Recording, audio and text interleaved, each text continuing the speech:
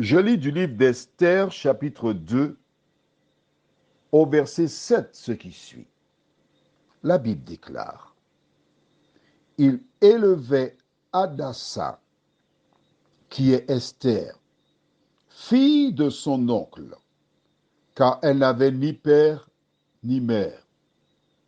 La jeune fille était belle de taille et belle de figure. À la mort de son père et de sa mère, Mardochée l'avait adoptée pour fille. Prions.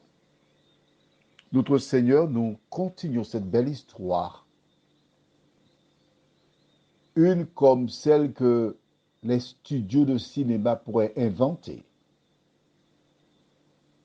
Mais celle-là est une réalité. Que ton esprit nous aide, nous éclaire à travers cette référence biblique. Que nous puissions conserver l'essentiel. Nous t'en prions, au nom de Jésus et pour ta gloire éternelle. Amen. Nous avons vu que cet homme Mardochée était un juif, déporté, captif, emmené du pays d'Israël par Nebuchadnezzar. Et cet homme qui vivait à Suse, loin de sa patrie, ne connaissait pas le plan de Dieu, mais il savait que Dieu avait un plan pour lui. Il s'appuyait certainement sur la prière faite par Salomon lors de la dédicace du temple.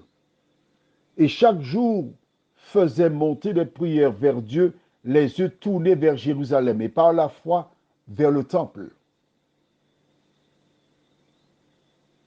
Et les jours se succédaient. Les jours se succédaient, encore et encore. Mais il avait la foi en son Dieu. Au fil des jours, des mois, des années, la Bible déclare que cet homme avait perdu son oncle et son épouse, qu'il laissèrent une petite fille dont le prénom c'est Hadassa, c'est le prénom juif. Mais on lui donna aussi le prénom d'Esther. Alors, il est important pour nous de nous arrêter sur deux choses. La première, la Bible ne dit pas que cet homme avait d'autres enfants. Elle dit seulement que Mardochée adopta sa cousine, c'est sa cousine, puisque c'est la fille de son oncle, c'est sa cousine. Il l'a pris chez elle et l'adopta comme fille. Il s'est engagé pour donner à Hadassa ou Esther une éducation et la préparer pour son avenir. Il existe de nombreux enfants orphelins qui ont besoin de parents. Il existe beaucoup d'enfants qui ont des parents, mais ceux-là sont incapables de les élever, qui ont besoin de parents. Je voudrais t'inviter, toi qui m'entends ce soir. Tu n'as pas d'enfant? Remercie le Seigneur. Regarde autour de toi. Quel enfant qui t'attend? Quel enfant qui a besoin d'une personne pour lui donner la main afin d'avancer vers l'avenir? Mardochée, lui, il s'est engagé promptement.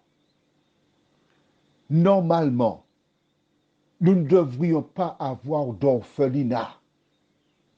Les services sociaux viennent en aide à ces enfants maltraités. Mais si chacun regardait autour de lui, suivait la parole de Dieu, parce qu'un enfant qui est placé à l'orphelinat, il a de quoi boire, manger, un peu d'affection. Mais lorsqu'il est dans une famille où quelqu'un l'a choisi pour l'aider à grandir,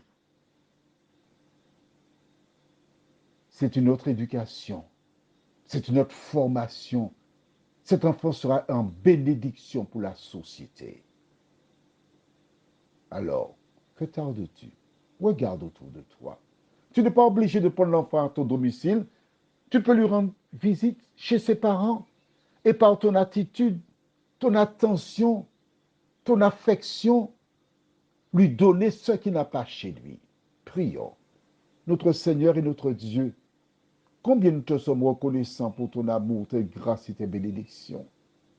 Souvent, nous pensons à nous pensons à notre confort, nous pensons à notre bien-être.